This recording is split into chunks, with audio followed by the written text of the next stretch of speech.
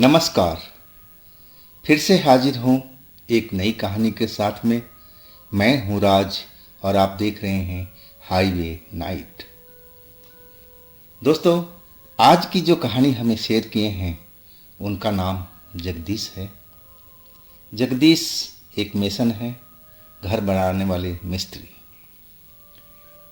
जगदीश जी झारखंड के रहने वाले थे और वहीं पर घर बनाने का काम किया करते थे एक ठेकेदार के पास में।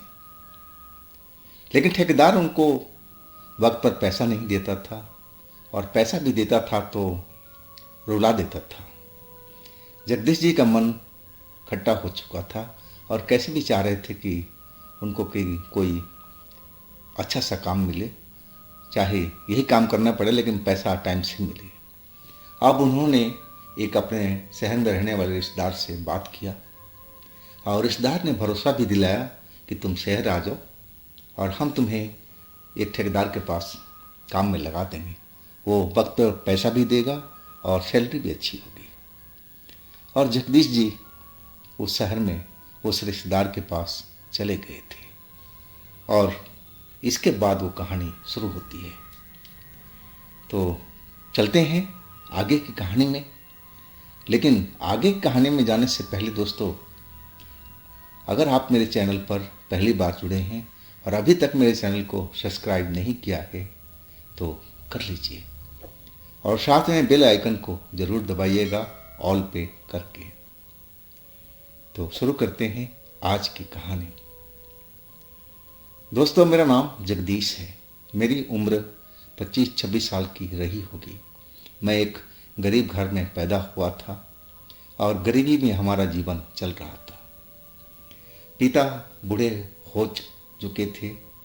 अब थोड़ा बहुत वो खेती गृहस्थी का देख लेते थे, उससे ज़्यादा उनसे हो नहीं पाता था। अब घर में जो कमाऊ पुत था वो था मैं राजमिस्त्री का काम करता था और एक ठेकेदार के पास नौकरी कर रहा था।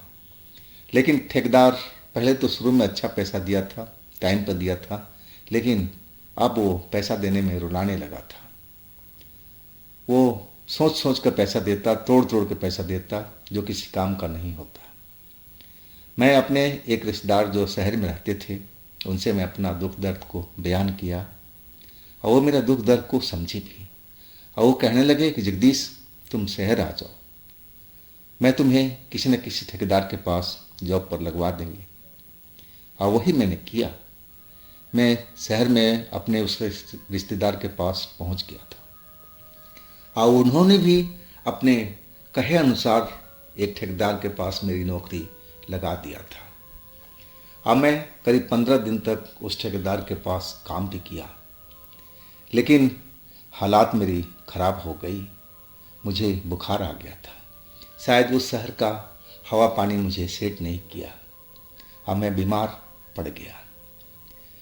अब जो रिश्तेदार मेरे थे जिनके घर में मैं रहता था, उन्होंने मेरे दवा दारू किया, इलाज कराया और जब मैं सही हुआ तो काम पर गया तो ठेकेदार ने मना कर दिया। वो कहने लगा कि जगदीश, अब मेरे पास में फ़िलहाल जगह नहीं है। हाँ, जब जगह होगी तो मैं तुम्हें ज़रूर बुला लूँगा। और वो मैं बोला कि ठीक है, आप हमारा हिसाब ही कर दो।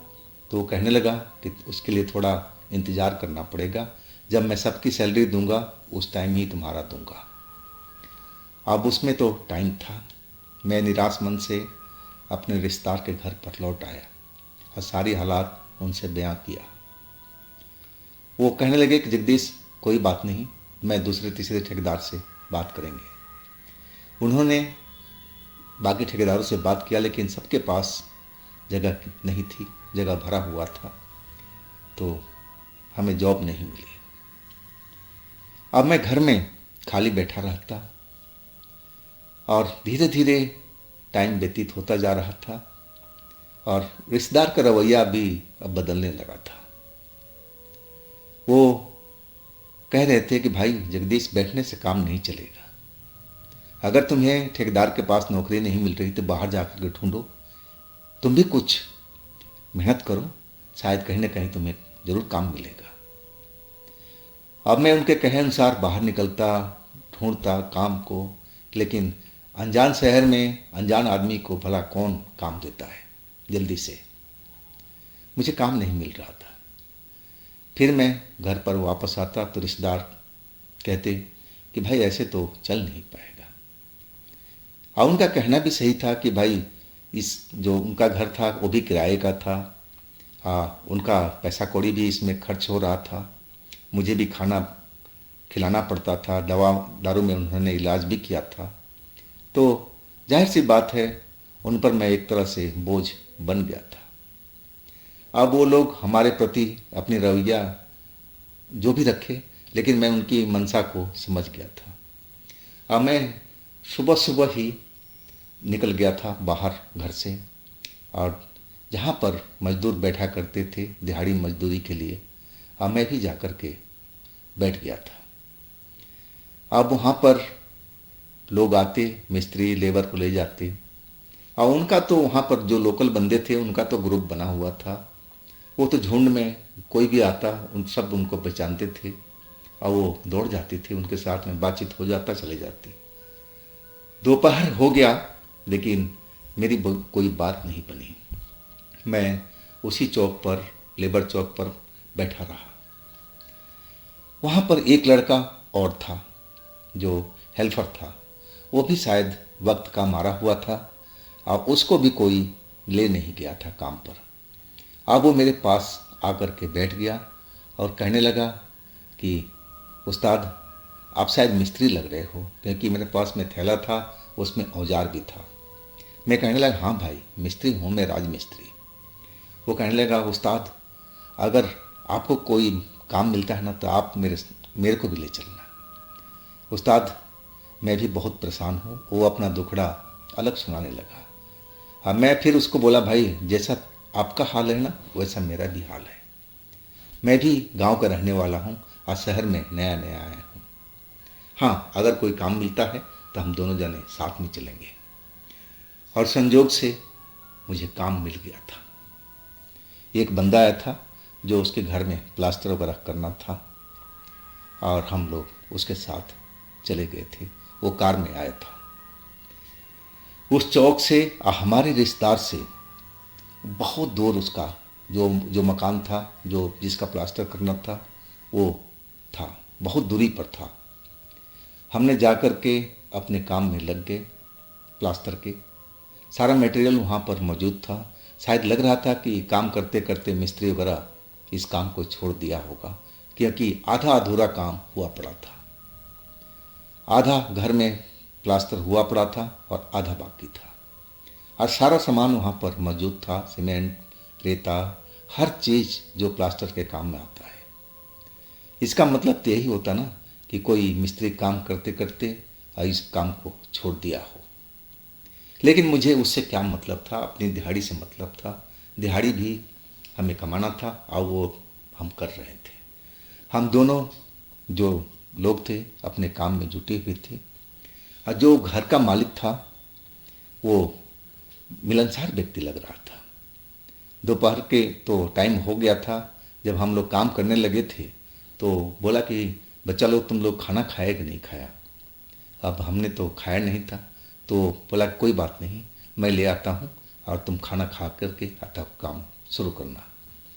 वो होटल से जा कर के खाना भी हम दोनों के लिए लाया, खाना खिलाया। अब बहुत प्यार से हम लोग उसके साथ में डील कर रहा था। अब उसकी ये वजह दे करके हम लोग भी दिल जान से अपने काम में जुटे हुए थे कि बंदा बहुत बढ़िया है और अपना काम मन लगा के कर रहे थे। शाम हो चुकी थी और अंधेरा भी होने लगा था। वो बंदा कहने लगा कि बेटा लोग अब काम रोक दो, अब कल अपने आप ही इस जगह पर आ जाना कि मैं चौक पर नहीं जा सकता। अब मैं अपने रिश्तेदार के घर से काफ़ी दूर था और नया शहर था, मुझे आइडिया भी नहीं था कि कैसे कैसे जाया जाएगा। हाँ, वो लड़का तो जो मेरे साथ में आया था वो तो चला गया। हाँ, मैं फिर उस मकान मालिक से कहने लगा कि अंकल जी अगर आप कहोगे तो मैं रात यहीं पर रुक जाऊंगा, क्योंकि मेरा जो रिश्तेदार का घर है बहुत काफ़ी दूर है अब मैं जाऊंगा तो फिर यहाँ तक पहुँच नहीं पाऊंगा, मुझे पता भी नहीं चलेगा कि मैं किधर जाना है। वो मेरी समस्या को समझ गए थे और हंसते हुए कहने लगे, अरे घबरा मत, तो यहीं पर रुक जाना, खाना पीना चल मैं दिखा देता हूँ होटल, और वहाँ पर खाना खा लेना, कोई दिक्कत नहीं होगी, और सुबह सुबह तुम अपने काम पर लग जाना, वो लड़का भी आ जाएगा। अब खाने पीने का सब व्यवस्था तो होटल में ही था, और उसने जो मकान मालिक था वो बेचारे शरीफ लोग थे, वो भी हमारी मदद कर रहे थे, और हम खाना पीना खा करके उस घर में आ गए थे। और मकान मालिक हमें ताला चाबी दे दिया था कि बेटा अंदर से ताला चाबी बंद कर लेना, रखना अपने पास में, गेट खुला मत छोड़ना, क्योंकि सामान बहुत सारा जो है कहीं चोरी ना हो जाए। उनका कहना भी ठीक था। अब हम उस रात में उस घर में अकेले था। अब मैं दिन भर का थका था, नींद तो आनी ही थी, और मैं सो चुका था। मैं गहरी नींद में चला गया था। अब पता नहीं कितना रात का टाइम हुआ होगा। मेरी जब नींद खुली तो मुझे कोई उठा रहा था। कोई औरत थी, बुजुर्ग, और वो अपनी छड़ी से मेरे को जगा रही थी, आवाज़ दे रही थी अपनी वहाँ की लोकल भाषा में। अब मैं नींद में, गहरी नींद से जागा था, तो मैं दो पल के लिए समझ नहीं पाया कि घर तो हमारा अंदर से बंद है, और इस घर में तो कोई रहता भी नहीं है, तो आखिर इस बंद घर में ये बुजुर्ग औरत आई तो कहाँ से। लेकिन मेरा दिमाग उस टाइम में काम नहीं किया। एक तो मैं नींद में था और जागा था, और उस औरत को देख करके मैं उठ करके बैठ गया। वो औरत मुझे अपनी पतली सी छड़ी से जगा रही थी, और तभी मेरी नींद खुली थी, और वो बोल पड़ी अपनी भाषा में, जो यहाँ तक मुझे समझ में आया कि तू कौन है बेटा, और तू यहाँ पर क्या कर रहा है इस वक्त में। मैं उस भाषा को थोड़ा बहुत तो समझ गया था इतना दिन रह करके। अब मैं कहने लगा, अम्मा मैं मिस्त्री हूँ, इस घर का मरम्मत कर रहा हूँ, प्लास्टर कर रहा हूँ। वो बोली, अच्छा अच्छा तू मिस्त्री है, प्लास्टर कर रहा है, देख बेटा सही ढंग से करियो, ये घर मेरा है, आ देख इसमें कोई कमी ना रहने पाए। अब फिर वो कह रही कि तू आराम कर ले, लेट जा, मैं दूसरे कमरे में जा रही हूँ। और वो चली भी गई। मुझे नींद भी आ रही थी, लेकिन मेरी नींद अब थोड़ी सी उड़ चुकी थी। मैं ध्यान करने लगा कि इस घर में तो मैंने किसी को देखा नहीं, तो ये औरत कहाँ से आई। ये कह रही कि मेरा घर है। अब कुछ संदेह सा होने लगा था, कहीं कुछ गड़बड़ तो नहीं है। अब मैं सही मायने में उस टाइम बहुत घबरा गया था। मैं उठ करके बैठ गया, खड़ा भी हो गया, और घर में लाइट तो जल रही थी, हर घर में बिजली का बल्ब लट्टू जल रहे थे। अब मैं उस अम्मा को आवाज़ देने लगा, अम्मा अम्मा कहाँ पर हो आप, कहाँ पर हो। लेकिन अम्मा की आवाज़ अब मुझे सुनाई नहीं दी। मैं प्रत्येक घर में जाकर के देखा, घर में तो बस कोई सामान नहीं था। वो तो घर अभी मेरे ख्याल से नया ही बन रहा था, शायद पुराना तोड़ करके नया ये मकान बना हुआ था, आधा अधूरा मेरे सामने में था। तभी तो इसमें कोई सामान भी नहीं था, पूरा घर खाली था, और गेट भी बंद, चाबी मेरे पास में, छत का रास्ता भी बंद है, उसका चाबी मेरे पास में।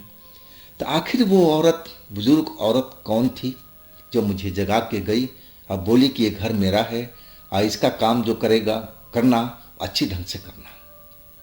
अब फिर वो कहीं दिखाई नहीं दी। मैं सारे कमरों में देख लिया, हर जगह देख लिया, लेकिन वो बुजुर्ग औरत नहीं मिली। अब मैं कहूँ तो मैं डर से कांप गया था। मेरा दिल तेजी से धड़क रहा था, और एक अनजान डर मेरा दिल के अंदर में बैठ चुका था।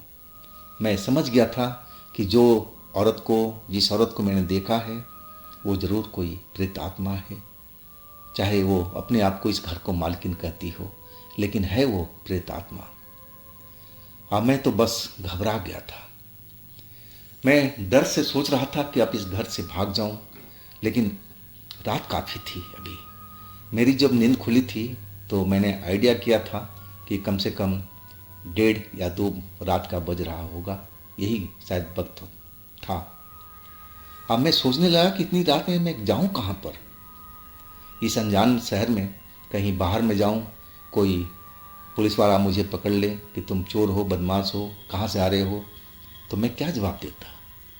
और इसी डर से मैं कहीं बाहर नहीं निकला।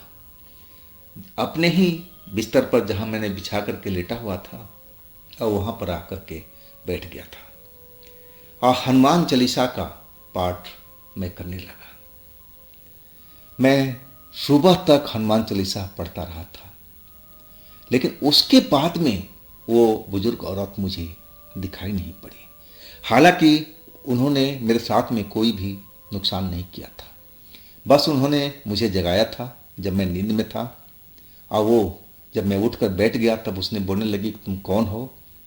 तो मैं अपना परिचय दिया और इसके बाद बोली कि देख, ये मेरा घर है, जो भी काम करोगे ना सही ढंग से करना।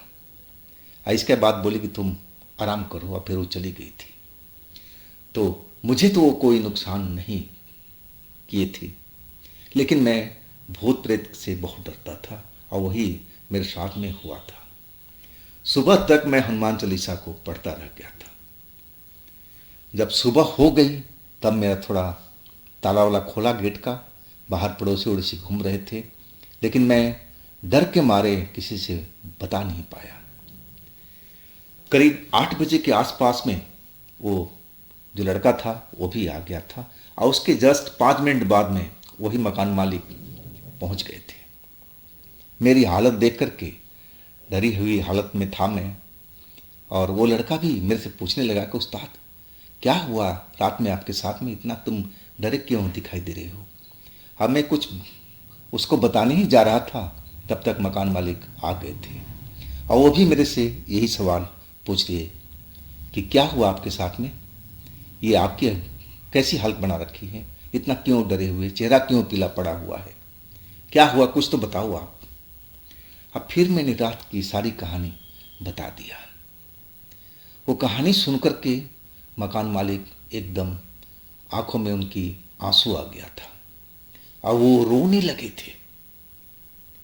अब मैं उनकी आंख में आंसू देखकर, उनका रोते हुए देख, मैं समझ नहीं आ रहा था कि मैं तो भूत से रात भर डरा हुआ हनुमान चालीसा पढ़ रहा था और ये उसकी बात सुनकर के रोने लगे थे। फिर वो अपने आप को कंट्रोल किए और फिर अपना पर्स खोला और उसमें से एक छोटी तस्वीर, एक पासपोर्ट साइज का फोटो था, वो मुझे दिखाए और कहने लगे कि देखना, ये वही औरत थी जो रात में तुम्हें दिखाई पड़ी थी। मैं उस औरत को बिल्कुल पहचान गया, बिल्कुल डिट्टो वही औरत थी, बुजुर्ग औरत। मैंने बोला हाँ जी, यही तो मेरे पास में आई थी, मुझे जगाई थी। अब फिर वो रो पड़े थे और फिर वो कहने लगे कि जानते हो कौन थी वो, मेरी माँ थी वो। उसको मरे हुए तो बहुत साल हो गए हैं, लेकिन वो तो मेरे सपने में भी नहीं आती कभी देखने के लिए कि बेटा तेरा क्या हाल चाल है। लेकिन देखो तुम्हारे पास वो पहुंच गई और इतना कहने लगी कि ये घर मेरा है और इसमें जो काम करोगे सही से करोगे। और फिर वो फिर दोबारा से रोने लगे थे। मैं उनको समझाने लगा कि सर आप शांत हो जाइए, रोइए मत। मैं तो रात भर डर से मैं सो नहीं पाया हूँ कि कहीं वो भूत हो, प्रेत हो, लेकिन ये तो आपकी माँ निकली, लेकिन है तो आत्मा ही ना। मैं उनसे बातचीत करने लगा था, उनको भी समझाने लगा था कि आप रोइए मत, लेकिन थी वो पवित्र आत्मा। मेरे को जरा भी कोई भी नुकसान नहीं हुआ था। लेकिन अब वो जो मकान मालिक थे वो अपनी कहानी सुनाने लगे थे कि देखो भाई, यहाँ पर जो देख रहे हो ना नया मकान, पहले मेरा पुराना मकान था और हम इसी में सब अपना परिवार सहित रहते थे। अब मेरी माँ को मरे कम से कम 8-9 साल से ऊपर हो चुका है। एक बीमारी से ग्रसित थी वो। हमने इलाज कराने की बहुत कोशिश की हर हॉस्पिटल में ले गए, पैसा बहुत खर्च किया, लेकिन डॉक्टरों ने जवाब दे दिया था। वो कहने लगे कि आप घर पर ले जाइए और इनको घर पर ही रहने दीजिए, अब ये बच नहीं पाएंगे। आखिरी वक्त में आप अपने माँ के साथ में, अपने परिवार के साथ में इनको रहिए, क्योंकि इनके पास में टाइम बहुत कम है। और वही हुआ। उसके बाद मेरी माँ मर गई। इसी घर में वो एक घर को इशारा करके बताने लगे। अब वास्तव में वो जो औरत रात में जब मेरे से मिल करके और उसी घर में गई थी, उसी जगह पर, और उसके बाद में वो दिखाई नहीं दी। लेकिन मैं अब उस रात में, दूसरे दिन रात को उस घर में नहीं रुका, क्योंकि डर तो डर ही था। और वो मकान मालिक कहने लगे कि तू घबरा मत, तुझे मैं अच्छा काम भी दिलाऊंगा, मेरी फैक्ट्री भी है और तुम उसमें परमानेंट काम करना, अब चल तू मेरे साथ अपने दूसरे घर में। और उन्होंने मेरी बहुत हेल्प करी। हालांकि मैं उनको घर में अच्छा काम करके दिया था और एक तरह से वो हम पर खुश भी थे। और फिर उन्होंने मुझे अपनी फैक्ट्री में मुझे काम दिया था। तो दोस्तों, ये थी जगदीश जी की अपनी कहानी।